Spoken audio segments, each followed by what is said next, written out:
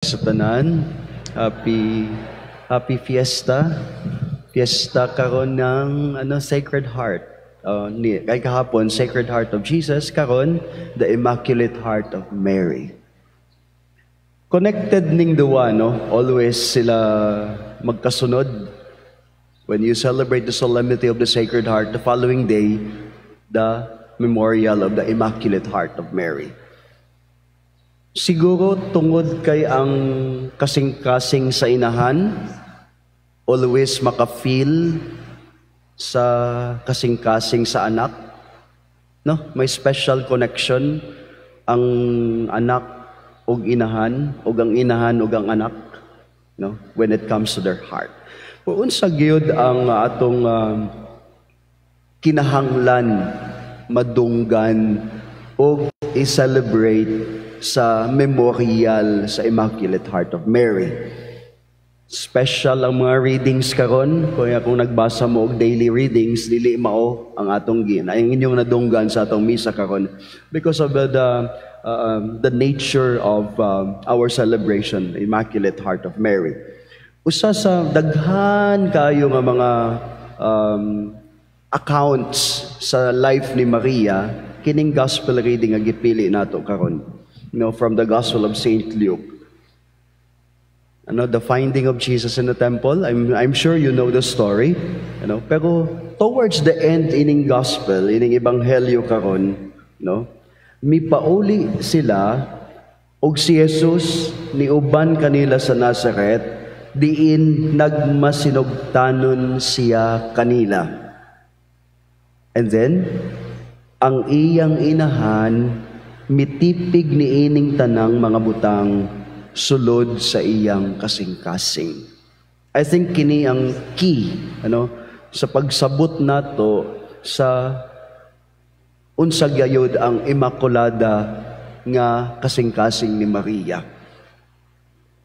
Nga mao ang atong tumong sa atong kinabuhi. Unta ang atong kasing-kasing maging kapareha sa kasing-kasing ni Maria.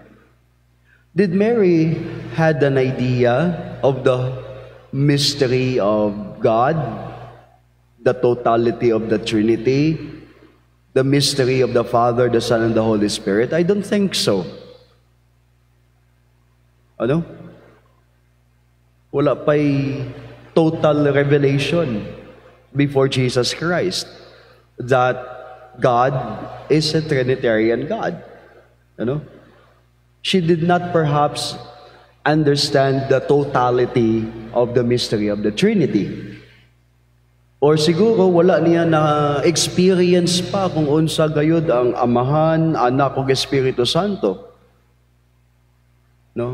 Sa atong una-una, mausad gihapon, we do not have the totality. Siguro na ay partiality. Pero totality, I don't think so.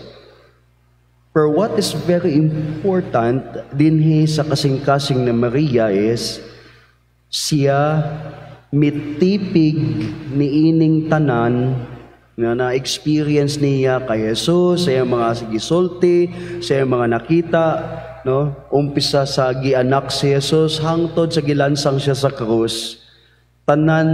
Kini tanan iyang